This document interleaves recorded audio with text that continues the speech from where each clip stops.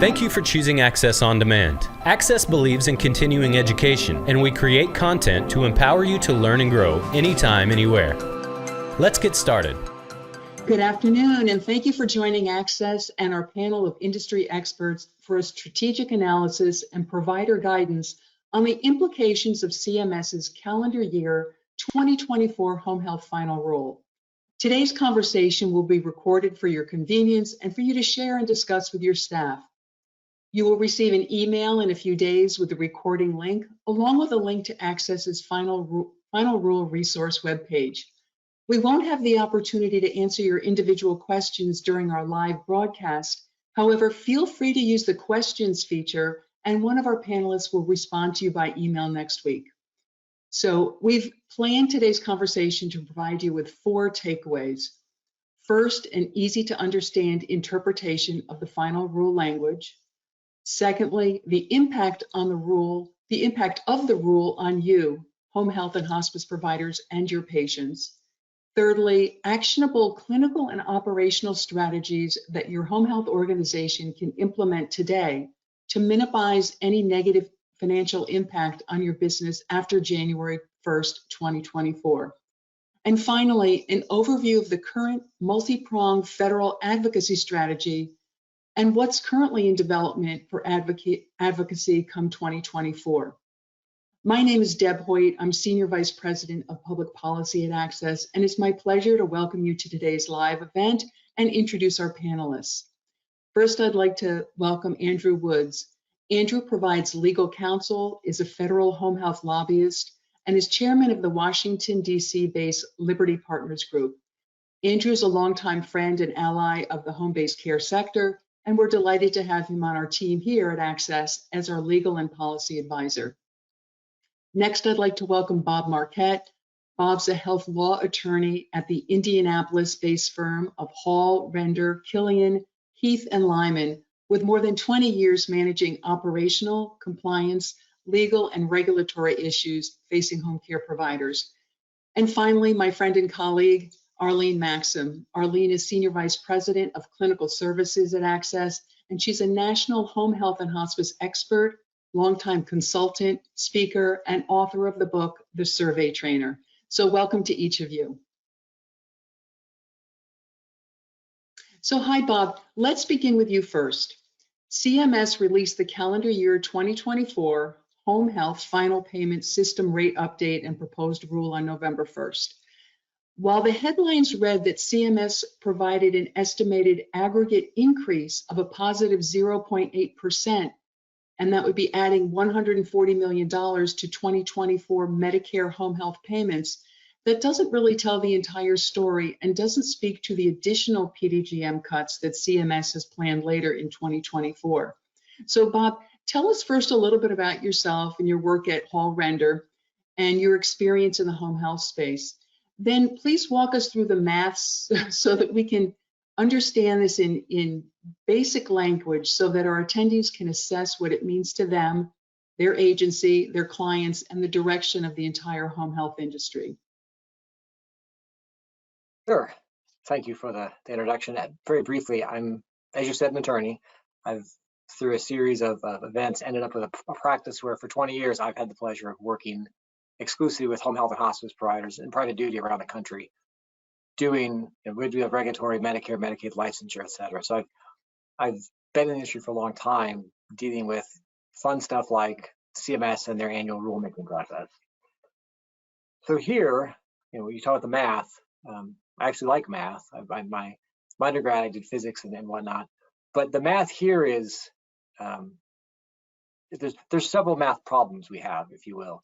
There's the cut, or in this case, they said it's not a cut. Their tariff has a credit because we got a slight increase, but when you compare it to the actual increase in cost, et cetera, it still feels like a cut.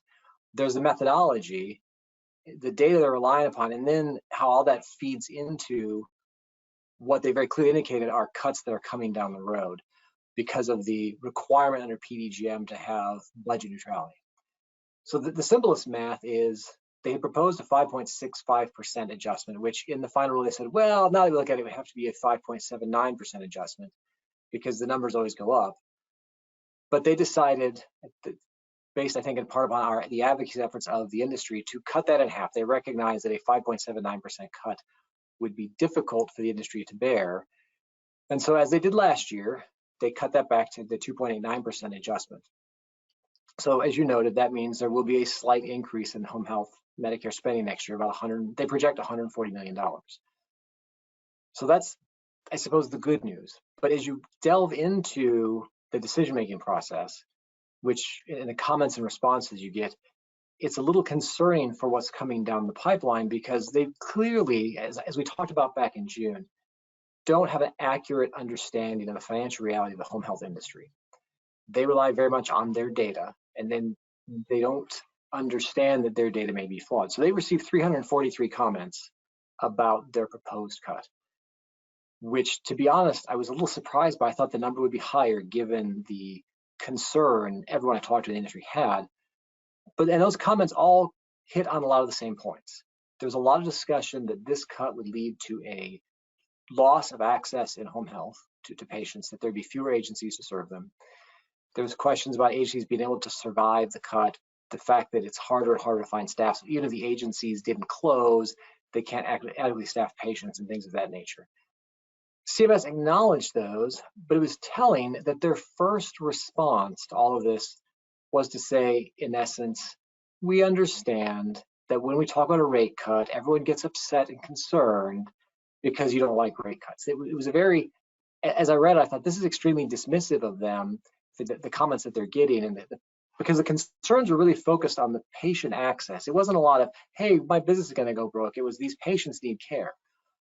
And so CMS, after acknowledging this level of concern, then went right back to the talking points from this past summer.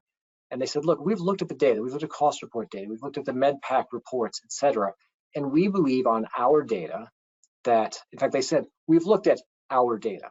And based on that, we've concluded that costs, or I should say reimbursement under Medicare exceeds home health costs by 45%, that your costs in 2022 decreased by 2.9%, while reimbursement went up by 17%, that your average margins across the industry is 24.9%. So they have a very clear picture of an industry that they believe is getting significantly overpaid and is just rolling in the profits, which is why they don't seem to care about the rate cuts. And we talked about their data doesn't reflect reality, and their data comes out of flawed cost reporting primarily, and then whatever MedPAC does to get their numbers. And this is a concern. I think this concern is really encapsulated in the discussion about agencies running negative profit margins. There was a discussion about lots of agencies running negative profit margins and how that trend will get worse and the rate cut. And CMS said, well, yeah, but you guys always have about 23% of the agencies running a negative profit margin. And they put a table in the proposed final rule that showed historically agencies running a profit, agencies running a loss. And they said, look, it's always about this much. But what they overlooked is if you look at that chart, the total number of agencies running a profit has declined. Yes, the percentages hang around in the low 70s, but over the 6-year period of the chart, the absolute number of agencies running a profit has declined significantly. Similarly, the absolute number of agencies running at a loss has declined, which I think what that chart really tells us is the industry's right. The ongoing cuts are really an issue where you have agencies that are making a profit, they move to not making a profit, and they close. And so it's a waterfall effect that's shrinking the industry, which is feeding the access concerns. And the reason why all this is concerning for us going down the road is they very clearly indicate, because of this year and last year, they did not impose the entire permanent cut, which means they're going to have to consider a temporary cut in the future. And each year they tell us that temporary cut will get larger, and they don't see that as a problem because they think we're making these huge profits. So we have to deal with that math problem, because right now they seem to be indicating that they have to do this because of the statute, which I would concede to the text of the statute. And the question becomes now, will they follow through with this? I hate to say threatened because it sounds so sinister, but it would be disastrous to impose a significant temporary cut in the final year of the budget neutrality provisions for PDGM, because they keep backing off of the permanent cuts year to year. And it's hard for us to advocate against that when they're so dismissive of our numbers, because we're I think doing the same math. We both understand how to calculate profit margins and things like that, but the data sets we're working off of are so diametrically opposed, we can't get through to them. And then other issues that come out in the data where agencies specifically saying, look, people are gaming the system to improve their profit margins. They're declining to do home health aid services. They're refusing patients that require home health aid services. Now, those comments were made in response to the home health RFI, but that also puts a red flag out there to CMS about what are we doing within the industry in response to this stuff, which I think will have other consequences down the road as the CMS looks at what we're doing and how we're profiting. So I think those are the math problems we're facing, and they're not easily responded to because they're dismissive of our data. In fact, the data they were given, they said in the comments, well, this is proprietary. We don't think it includes everything that's necessary, so we're not really going to look at that data. But our data is perfect, and therefore this is okay.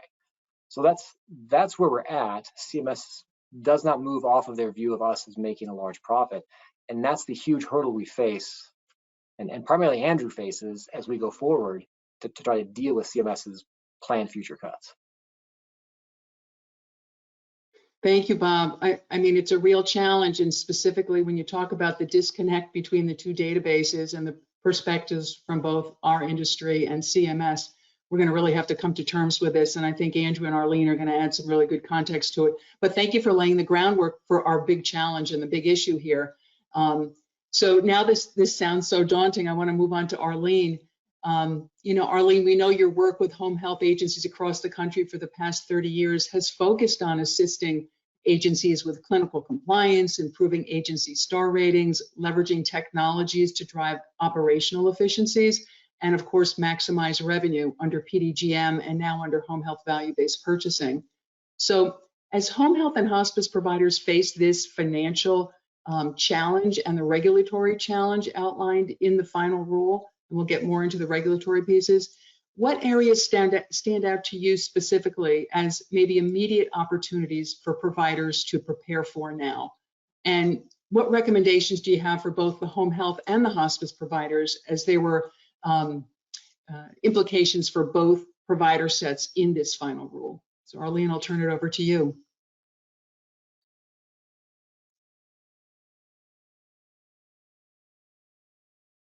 A few things that stand out, and one of the things that I think we have to be aware of is that in the final rule, they changed the base year for value-based purchasing to 2023.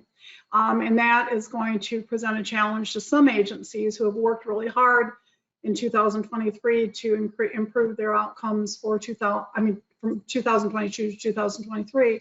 And now they're going to have to start all over again and try to improve outcomes even more from 23 to 24 so that we have a positive outcome in 2025. So that was one of the things that I wasn't really pleased with in the final rule, and I think that's going to be impactful for every single agency out there.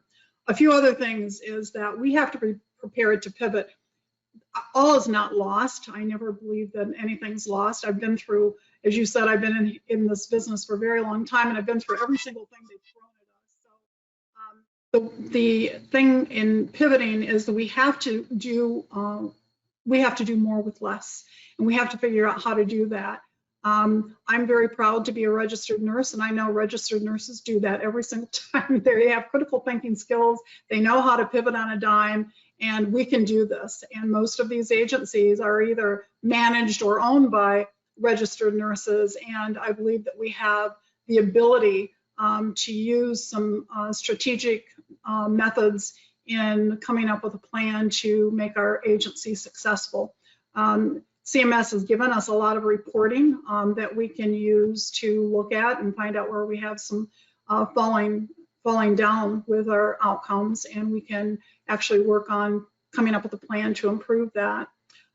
We need to pay more attention to outcomes. We can't do things the way we've always done them. I think that somebody once said that that's a sign of insanity, that they're doing the same thing over and over again, expecting a different outcome. We can't continue to do that. We have to change the way we practice. We have to change the way we provide the services to our patients at home. We need to look more at technology to help us.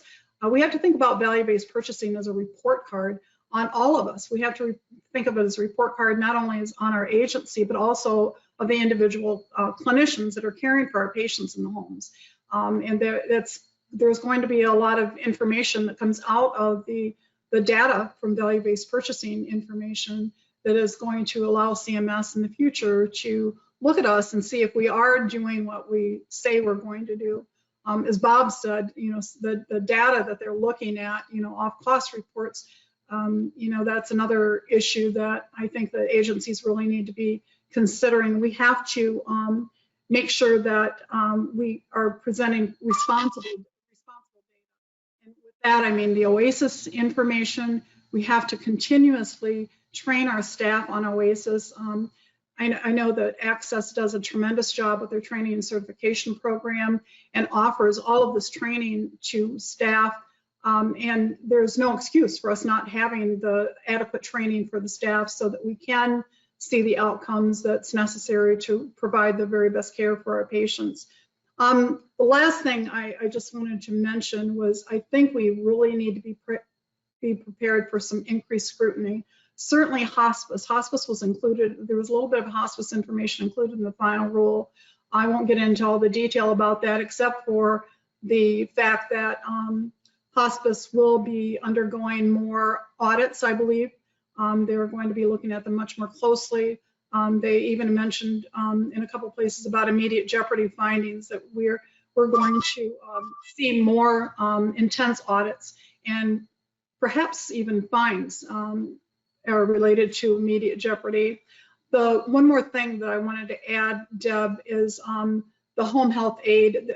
There hasn't been a lot of attention on the home health aid issue. Bob mentioned it, but the home health aid issue has been a problem since PDGM started.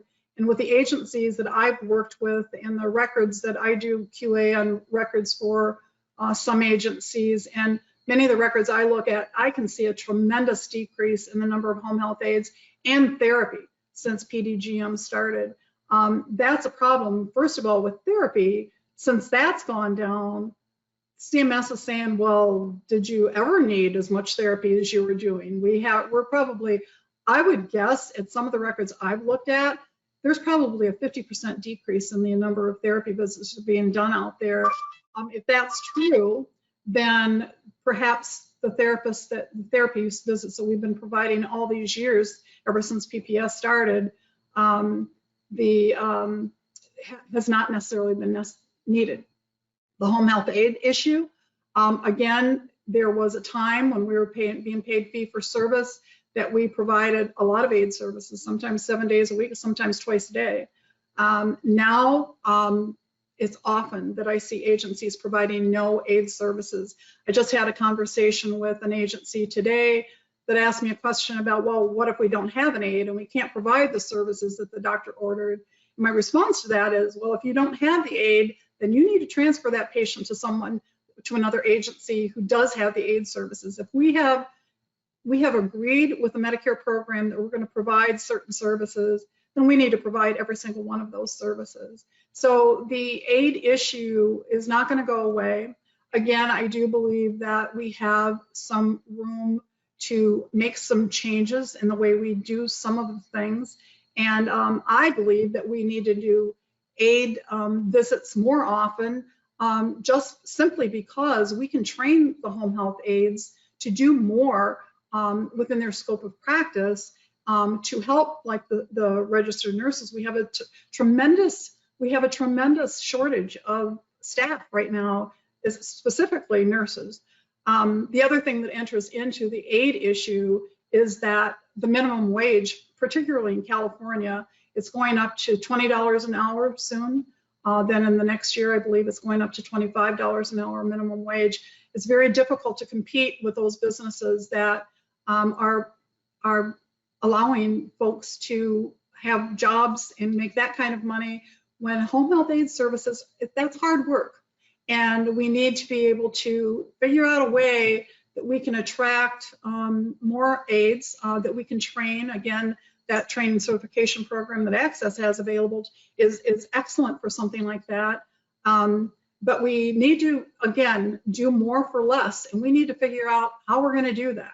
And I do think over the next few months, we're going to be seeing more and more blogs written. We're going to be seeing more and more advice from different consultants as they try to figure out exactly how we're going to manage within the next couple of years. When 2025 comes around, and we get hit with, these agencies are going to be hit with that 5% decrease because they have not met their outcomes, they have not met their goals with value-based purchasing. That's going to be another trigger for another pivoting, or like Bob said, perhaps some of these agencies just are going to have to close if they can't figure out how to make this work. We can make it work.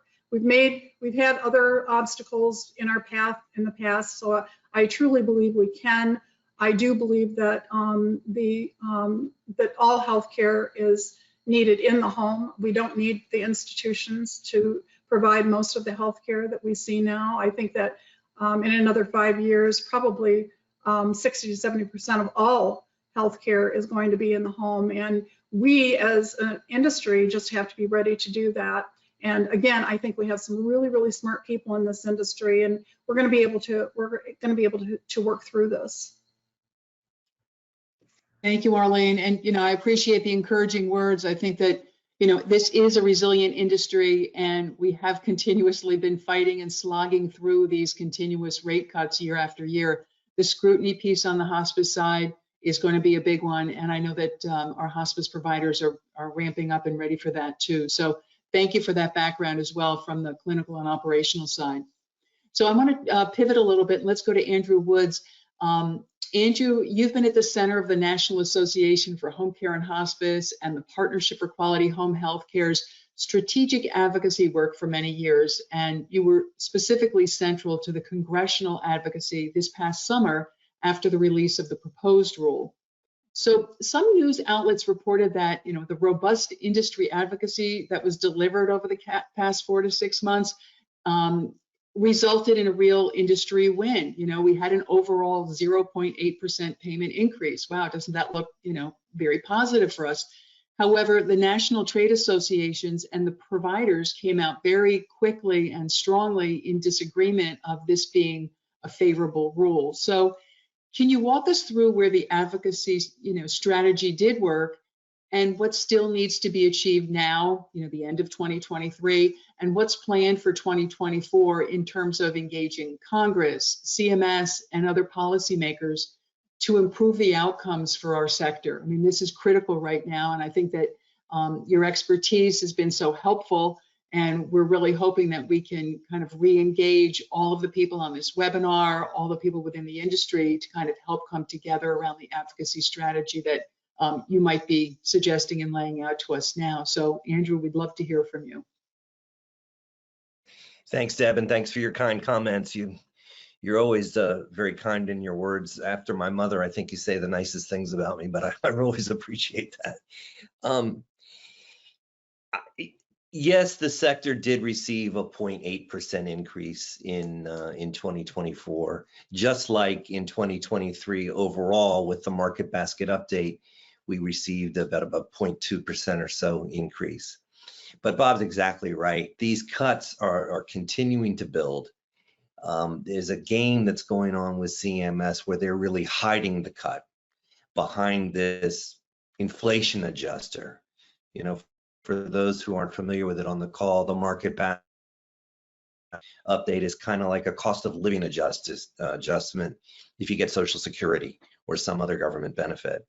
And this has to stop. I did a meeting in Portland, Oregon, about 8 weeks ago, 6 weeks ago maybe, with some small providers in Oregon whose average revenue was about in the $3 million range, with Chairman Ron Wyden of the Finance Committee. And when we met with Chairman Wyden, he was very pleased to come into the room and say, I want to help home health. I've been a home health supporter since I was involved in the Gray Panthers 50 years ago, back in law school at the University of Oregon. And I have a wonderful idea about giving money to home health through federally qualified health centers. It's a way to get workers more quickly into home health agencies. And I want to expand that by giving some money to the needy providers in home health, although he wasn't able to define needy. And there were 6 or 8 providers in the room, and while they appreciated Senator Wyden coming in with some positive news, at least an offer to put on the table, he didn't get the applause and the thanks that he was expecting. Actually, he got a lot of silence. Bill Dombey and I sat there and looked at these providers, and they really walked through with him as local constituents, personalizing the issue, what these cuts are doing in particular to that small provider. I've won somebody with around 3 million in business. They're devastating. And a 0.8% update when we have declining baseline numbers and less money being spent, certainly on Medicare for home health, is just devastating to them. And a lot of the folks in that room, I have to give shout outs to, Coastal and Providence, which is a big healthcare system, the only big one that we brought to that meeting. But others said, we may not be around to continue this discussion if it's a phase in, if half this permanent adjustment is implemented in 24. We're hanging on by our fingernails. So part of the strategy, Deb, is to pick out, as we have in the past, 8 to 10 senators in the Senate and 8 or 10 members of the House on the committees of jurisdiction, the Finance Committee in the Senate and the Ways and Means Committee in the House, to really step up and join in our effort to change by legislation the rules under which CMS is computing and calculating our reimbursement. Now, Senator Stabenow, who's been a longtime champion of the sector, we've talked about her on these calls many times, introduced a bill along with Senator Collins, our longtime Republican champion, to stop these cuts. That was a marker in the sand, and it was a placeholder bill. It was sending a signal to CMS that the Congress is not going to sit back and just let CMS make these cuts. On top of that, under the great leadership of Bill Dombey at NOC filed a lawsuit, I think with which most people are familiar, challenging the formula that CMS uses to compute these reimbursement numbers. So that litigation strategy of challenging in the United States District Court and federal court in Washington, D.C., before a Trump-appointed judge, by the way, who has not ruled in favor of government agencies since he's been on the bench. So that's a bit of hope for us. There is a separate litigation parallel strategy now along with our legislative strategy. And I think that litigation showed up in the tone of the rule. To add to Bob's very good comments, I've been reading these rules a long time, and this rule for home health read more harshly to me than some I've seen in the time I've been working with home health way back in the early 2000s. I mean, they noted the presence of private equity in the rule. They talked about cherry picking, as Bob alluded to earlier, with respect to trying to get the best compensated kinds of cases. They again, as they always do, focused on fee-for-service, Medicare margins. When we did that meeting in Oregon, the Oregon providers, the small ones, when Senator Wyden asked about the margins, said, Senator, MedPAC's right. In 2019, I did have margins around 20%, but my 2023, late 22, the first 6 months of 23 margins, -7%. And these small providers in Oregon brought their books.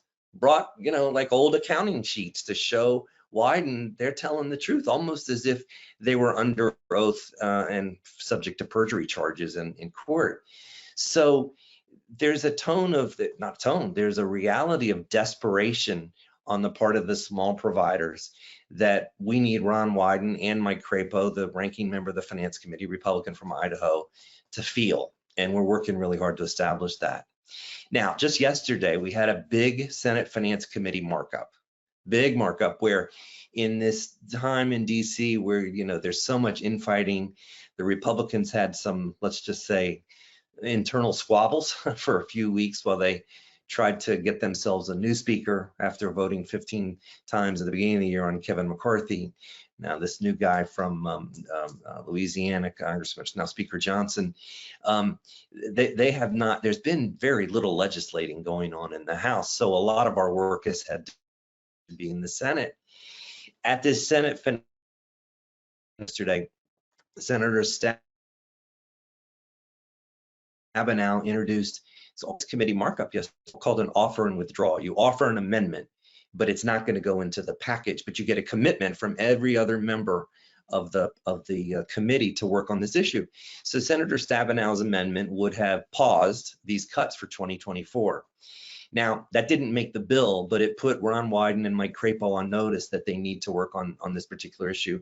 And we did a good job of getting other members to support that in private comments, and also the ranking member to the chairman. One thing that dawned on me, though, as I was sitting through the Senate Finance Committee markup, was the nearly unanimous support for mental health, increases in mental health spending. And last night, some of the members, some of the larger company members, Accent Care and Inhabit and LHC, we were all talking and kind of doing a postmortem on the hearing. And we thought, we really need to tie home health services into what we do in home health, in mental health. And this hasn't been tried before.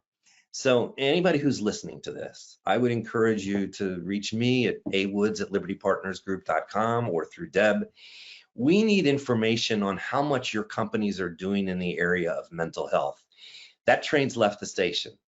Whether it's whatever the political motivation for wanting to support mental health, whether it's because of school shootings and Republicans not wanting to do, gun violence legislation and use more money for mental health, or whether it's other Democrats who truly have had a longstanding commitment to mental health resources and community mental health centers, we need to associate ourselves with that. And so we need to do a deep dive with all the CEOs, all the companies, NOC, PQHH, in finding out how we can get under this mental health banner to get some more support from other members who are not necessarily as supportive as Senator Stabenow and Senator Collins. John Cornyn from Texas, big supporter of mental health. Tom Tillis, North Carolina, another supporter of mental health. At that finance committee, you had 7 senators yesterday talk about the need for more money for mental health. So this is a new avenue for us, a new way of addressing this issue to show the value that home health care aides bring to particularly the elderly population who have mental health issues. And if their medicines aren't regulated, if people aren't checking on them, when you're so isolated and maybe the home health aide is the only person you see that week, what happens to these people if we don't have home health? And what's the cost of that to society in general, and certainly to the federal government? So it's a new revelation. Maybe I'm a little late to the game and should have seen it earlier, but we're going to be working that. Now, we're also going to be having key folks in the community meet with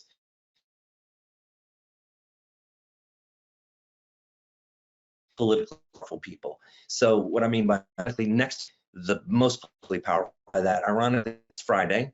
I'll be in Chairman Wyden. We're bringing in some nonprofits to Dallas. He and I have a number of events we're doing in Dallas that day, but for one of them, we're going to have David Beata come.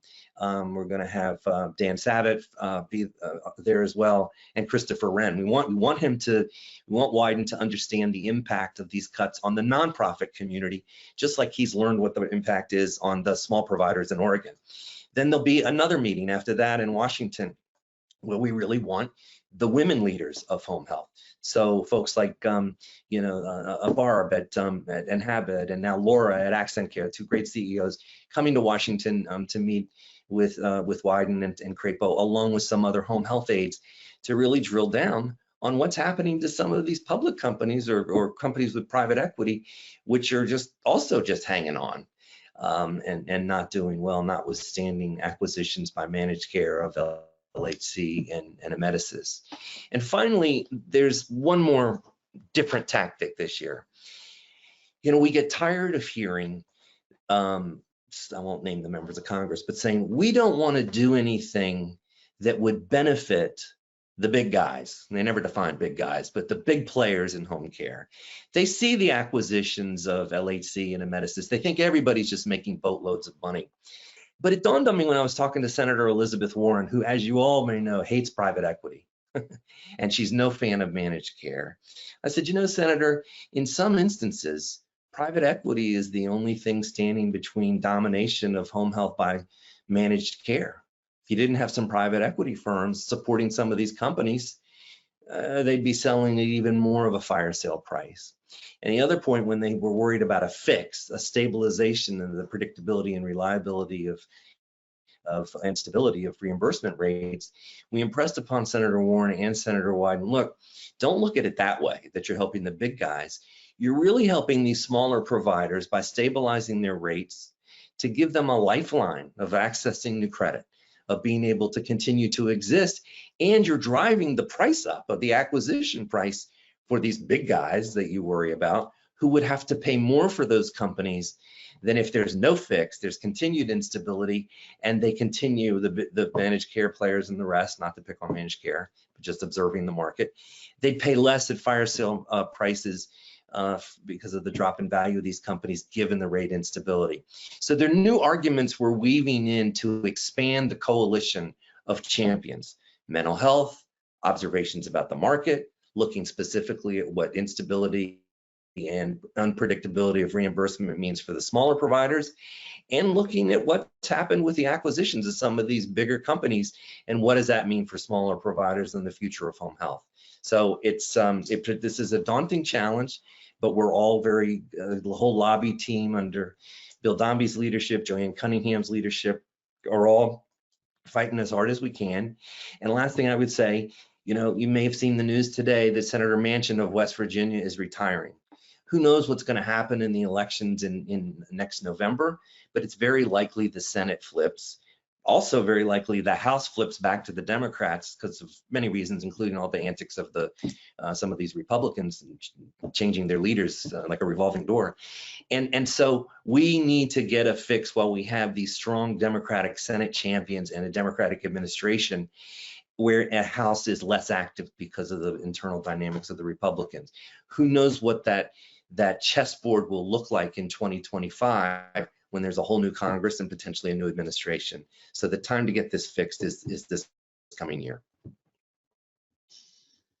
Thank you, Andrew. I mean, the dynamics are extraordinary, but I really like how you were describing introducing the members of the Senate, these key members, to the very small providers, as well as, you know, the large for-profit enterprise providers, because really this industry, you know, is shored up by all of them because healthcare is local, right? So I really appreciate what you're doing. You've always been such a great advocate for us. You're always coming up with new ideas, and we appreciate the new strategy that you just laid out around mental health. I think that there's a new angle there.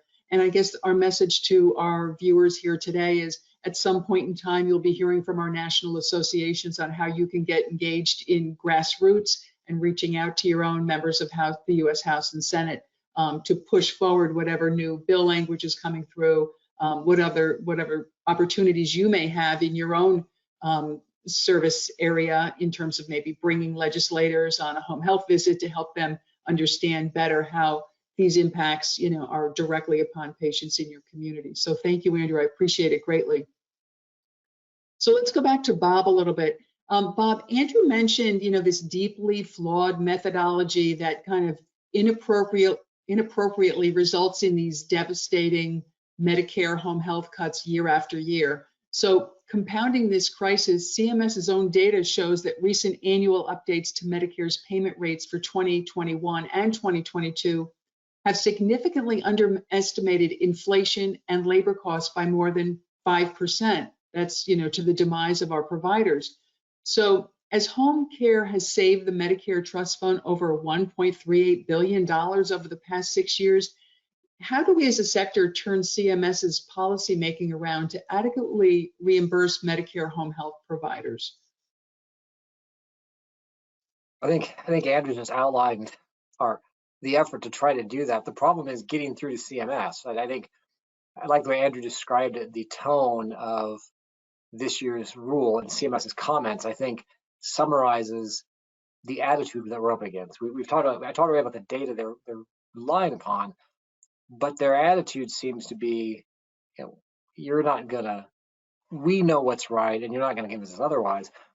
And that comes from several factors. I think one is, if you look over the last 10 to 15 years, what's our ability to challenge a rule, right? We make comments, we go through the rulemaking process, but it's only going to court. At some point, if they extend, you know, if they overextend their reach in what they're doing, because administrative agencies don't always believe this, but under our constitutional system, there are limits to their power.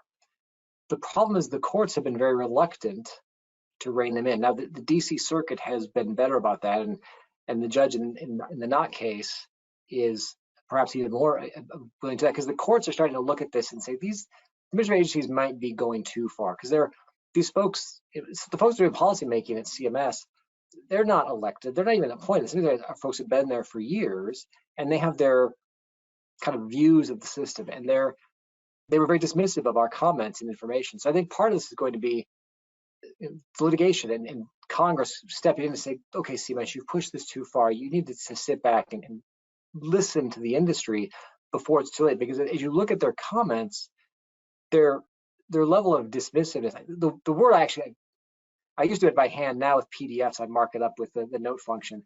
But I actually comment on the level of disdain in some of their comments to our concerns, like just dismissing us as if we didn't know what we're talking about when we're the industry. And so part of that's going to be getting their attention through legislation, through litigation, because their methodology is flawed. The methodology they came up with for budget neutrality, it's not budget neutrality. I think my favorite one out of the lawsuit is pointing out how you don't pay us for physical therapy anymore, but yet your performance, and you're evaluating our performance and what we're doing post PDGM in part on physical therapy, which you're not paying us for. So we're losing money for something you're not paying us for. And the whole point of PDGM was to remove physical therapy from the equation. Yet here we are, 3 years into PDGM, still having the physical therapy discussion that Arlene talked about.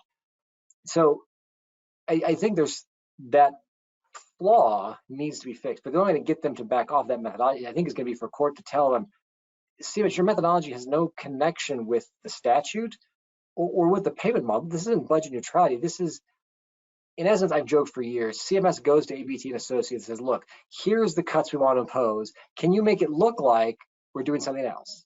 Now, no offense to ABT and Associates, I don't know what really goes on, but every time they do the modeling, they come back with something that cuts rates, but they call it something else, as Andrew pointed out. Then the other point is we've got to show them that they really aren't looking at the industry correctly. The rose-colored glasses that they have on aren't portraying accurately what's going to happen.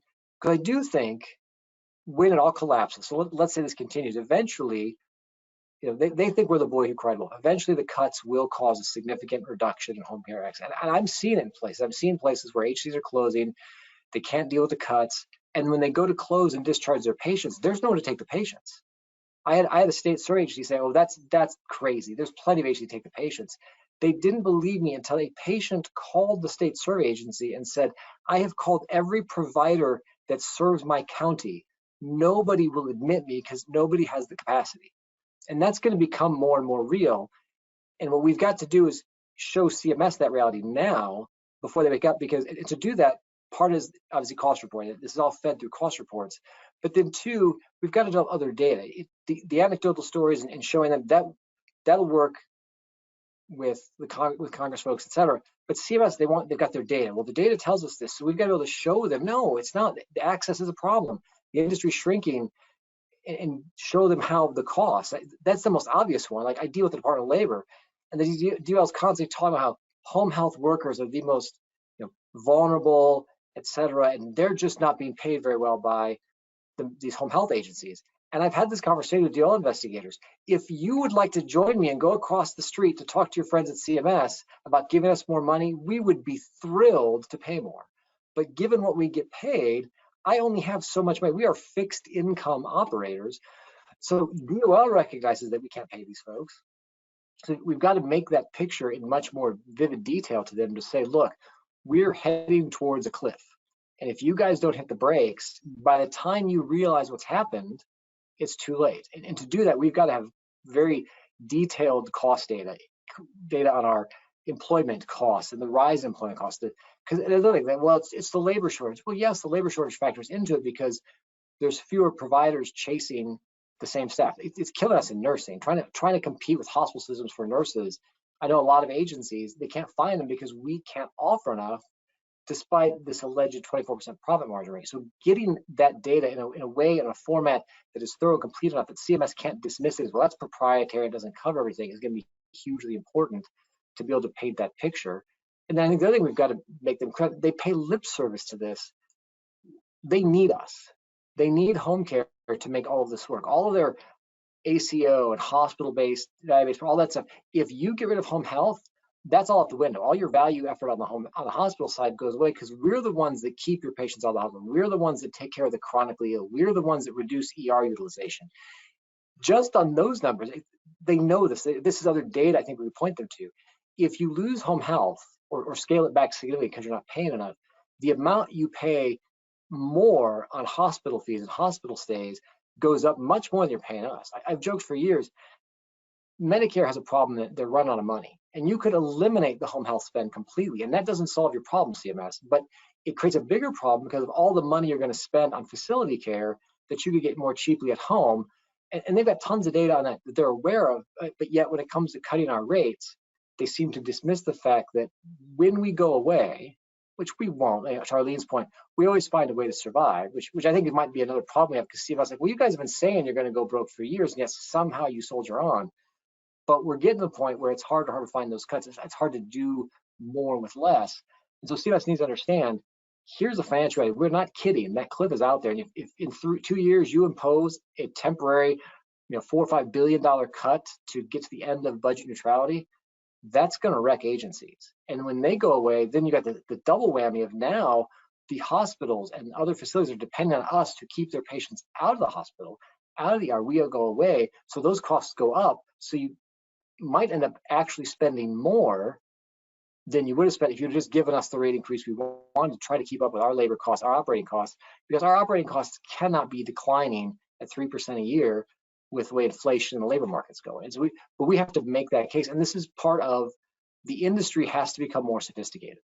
A lot of folks, I've got clients, we've been doing a certain way and it's worked for years, and that's fine. But with PDGM, with value-based purchasing, all these things, we have to be more sophisticated. Data rules everything now. It's important to care for the patients, but you have to have the data to back that up, and we need that data. We need detailed data to survive value-based purchasing and to go to CMS and say, yes, we need more money. And it's not because I want to buy a new Escalade or because I want to build a bigger house. It's because I want to take care of my patients. I want to have the staff to take care of these folks in these communities that without us, they're not going to get mental health. They're going to be in a rural providers. There's not as many physicians that they're going to go without care at all because I can't get a nurse and aide out there because you won't pay me enough. And all these Medicare beneficiaries who you CMS are supposed to be looking out for and protecting will suffer because you wouldn't accept reality that we really aren't making this much money. It's like it's be able to collect that data to paint that picture. It's going to be hugely important in the next 2 years. Thanks, Bob. I mean, you really laid out the challenge in more detail and tied it into exactly where Andrew's trying to go in terms of the advocacy strategy. It's really tough. But, Arlene, you talked a little bit earlier and you said we're resilient. We've always done this. Let's dig deeper into those actionable areas that the providers can address now and implement within their agency, starting this month so that they can prepare for 2024. So, Arlene, talk a little bit about the technology that can offer operational efficiencies through business intelligence tools and AI. I know that you've also been working with this Axxess Revenue Risk Analyzer dashboard, and what might that mean, to provider agencies today in terms of how they can prepare and get better and, reduce their revenue loss in the coming year as we're kind of seeing things roll out. Yeah, thank you, Doug. Yes, the revenue risk analyzer that Axxess has available is going to allow the home care agencies that use Axxess to compare their costs and the need for changes in their programs and their services from this year, 2023, into the year 2024 when we have these changes in reimbursement. Not every single agency is going to see an increase, and there are going to be winners and losers. In a conference I listened to Bill Dombey and Mary Carr speak on a couple days ago. They gave a list of winners and losers, and depending on the market basket index and the wage index, those types of things, there are going to be, particularly California, there's going to be several areas in California that are going to lose an awful lot of money. So we have to, two things we have to keep in mind. Number one, the future of healthcare is in the home. We have to decide and we have to adopt that philosophy. The second thing is we have to adopt the philosophy, as Bob just reiterated, we have to do more for less. And so in doing that, using technology, things like the revenue analyzer, things like programs that Axxess has been really proactive in connecting with partners and establishing a partnership with different companies that allow technology to be used the way technology should be used as far as healthcare is concerned.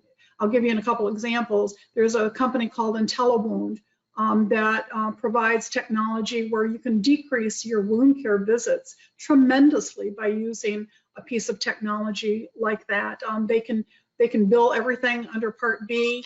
They can bill everything remotely.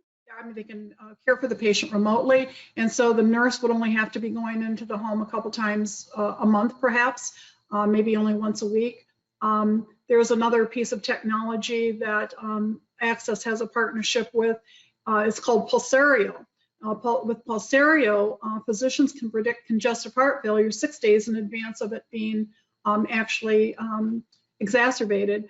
So those types of things, we need to do research. We really need to be looking into what's available. Again, I'm very proud to say that I'm working with a company that has acknowledged that for a number of years. This isn't something they just started doing a couple years ago. They've been, John Alajade has been looking at technology and how it can improve the healthcare at home for patients for a number of years. And the partnerships and the interoperability that they've developed within the program has allowed Axxess agencies actually to, I believe, be more profitable than some of the others using other services. But technology really is the thing that we have to look at. And again, we need to adopt those two philosophies, that the future of healthcare is in the home and that we have to do more for less. And technology is going to be the answer.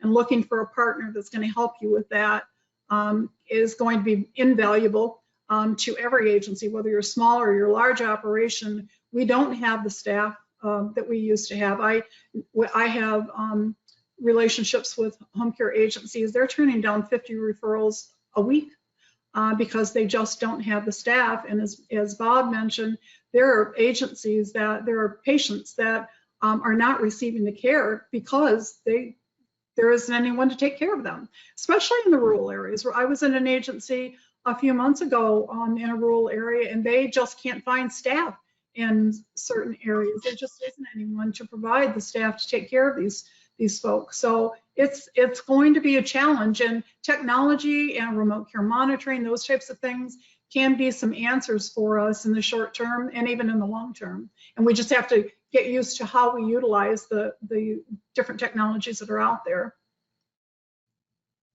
Thank you, Arlene. I appreciate that. And yeah, I think that every single industry other than healthcare has been able to find opportunities using technology to really reduce the opportunity for the need for additional staff, to lower operational costs and make sure their business can, kind of move forward and thrive through all of these challenging times, particularly over the past 3 years as, COVID has been unwinding. So thank you for that. Also, at the end of this webinar, while we're not taking live questions now, I know people may be putting questions in the chat. Certainly feel free to kind of reach out, and we can certainly email you links to different tools if you're looking for some of the things that Arlene was talking about. So thanks, Arlene. So I think I'll move to Andrew. Andrew, I think you'll be able to help us, wrap this up. We've got about 6 more minutes left. You talked about rate setting earlier and talked about, the challenge around, CMS's perspective of data.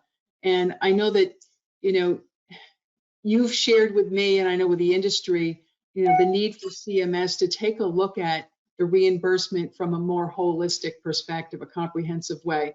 Now that, MedPAC is making recommendations to CMS on, profitability, and now that we're seeing Medicare Advantage percentage across the country increase well over 50%, we're looking at a huge piece of our population for home health and hospice, being Medicare beneficiaries. And when we take traditional Medicare and lower that concentration and then increase the Medicare Advantage home health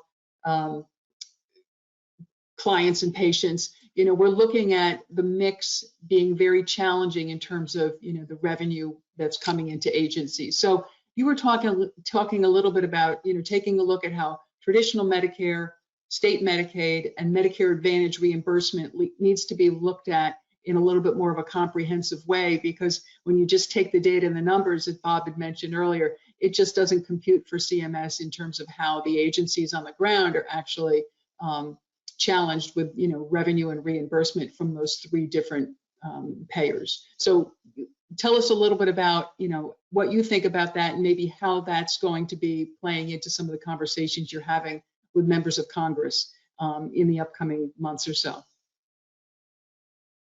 Sure, I'd be happy to.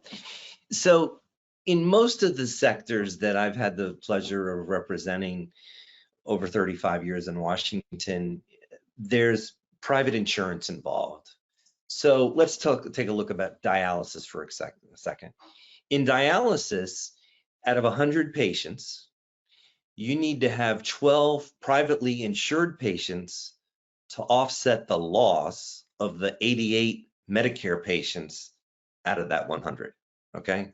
12 privately insured, 88 on Medicare. That's what you need to keep, basically not lose money. Well, we don't have privately insured patients for the most part, really at all, in home health. And so first, when we go in and we speak to policymakers, we say, when you sit and focus on Medicare fee-for-service margins that MedPAC puts out, claiming that they're 25% or whatever the number or flavor of the year is for MedPAC, you don't take into account, Senator Smith or Congresswoman Jones, the loss that we take in Medicare Advantage and in Medicaid. And Bill Dombey, created this phrase a long time ago. I give him full credit. There's basically de facto subsidization by Medicare for Medicare Advantage and in some instances Medicaid, if you extrapolate it out that far, in our sector. And to keep focusing on this Medicare rate and cutting it the way that CMS is doing without addressing the insufficiency of Medicare Advantage reimbursement and certainly the Medicaid payments continues to do us great harm. So we have a great senator from Maryland, my state, Ben Cardin. And Ben Cardin, who's retiring at the end of next year, very cerebral, deep thinker, real policy. Luckily for him, he comes from a blue state, so I never really needed to worry about re-election. I think he's been in office 50 years, never lost an election. He thinks about these kinds of things. And in his view, you can't just address what's happening with the cuts in CMS and Medicare, but we must fix the Medicare Advantage rates and certainly deal with Medicaid. We need more of that kind of thinking in the Congress. Unfortunately, I don't want to say that there are not so many bright people like Ben Cardin in Congress, but you can turn on the television and wonder. We just have to get that message through. And looking at this year where we're trying to do a legislative payment reform policy that'll address these cuts out of CMS, but also the insufficiency or inadequate payments on Medicare Advantage. We started this discussion with a great hearing that actually was led by Senator Cardin and Senator Daines, Republican of Montana, a few months ago. First time home health has had a hearing before the Senate Finance Committee in a very, very long time, long number of years. And that's the start. We need another hearing, probably do it on the House side. We have a friend over in the House, Vern Buchanan, a Republican from Sarasota. He's done a lot of work in the area of hospice. His wife is on a local hospice board in Sarasota. Home health is important to him. So he's talked about doing a follow-up hearing to what happened in the Senate. And he wants to drill in to this whole issue about lack of sufficient reimbursement in Medicare Advantage. I'll close all this by saying, in terms of the politics of Medicare Advantage, it wins all the time. Well, what do I mean by that? Well, you can put a bunch of Democrats and a bunch of Republicans in a room, and when they come out, they're all going to take credit for Medicare Advantage. The Republicans are going to say, oh, Medicare Advantage saves money compared to Medicare, saves money. And we Republicans are all about that. Democrats are going to say, well, Medicare Advantage, it provides more access in addition to Medicare, and we're all about that. So there's always going to be a strong Medicare Advantage. And we have a time now where you have a Democratic chairman of finance, Ron Wyden, we've been talking about earlier, who's a very strong proponent of Medicare Advantage were usually most Democrats on the Finance Committee. Matter of fact, the 5 most senior Democrats on the committee are not huge Medicare Advantage supporters. And you have a Republican chairman of Ways and Means in Jason Smith, who's a very big Medicare Advantage supporter as well. So it's rare to have a Democrat chair of one committee, Senate Finance, and Ways and Means Republican chair agree on that. And that gives us another opportunity in this second session of this Congress, this final year, while some of our key champions are still in office, like Cardin, like Stabenow before they retire, to try and not just address the cuts in Medicare from CMS, but also deal with Medicare Advantage rates. Thank you, Andrew. So we know Medicare Advantage isn't going away. It's just, it's gaining in terms of its penetration across the U.S. I am seeing, though, in the news lately that there are hearings talking about Medicare Advantage in terms of other issues around advertising and promotion to seniors and all of the benefits that they're giving. So attention is coming that way. Hopefully it'll play in our favor in terms of, the reimbursement and the opportunity to have that discussion around that piece of it for home health. So we have come to time. I appreciate all of you greatly. I think it was a great conversation. Hopefully our viewers got a lot out of it today. So I just want to thank Bob Marquette, Andrew Woods, Arlene Maxim for your time today, for joining us. I thank all of our viewers for being here with us as well. Just look for an email, I'd say early next week, with a link to the recording for this video. There are no slides, but we do have a very robust Axxess resource webpage that you'll get a link to that has all kinds of information on the final rule, along with some of the tools that Arlene mentioned in terms of how you can kind of implement things within your agency to try to address some of the challenges that you're seeing now. So from all of us at Axxess, we thank you for joining us and have a wonderful afternoon. Thank you for joining our on-demand training today. Axxess is the only home healthcare technology company approved by the American Nurses Credentialing Center to offer continuing education credits and the most recommended home health software on Software Advice. You can watch more on-demand training videos through our industry-leading help center or at axxess.com, where you'll find tutorials, blogs, white papers, and answers to frequently asked questions. Axxess, empowering care anytime, anywhere.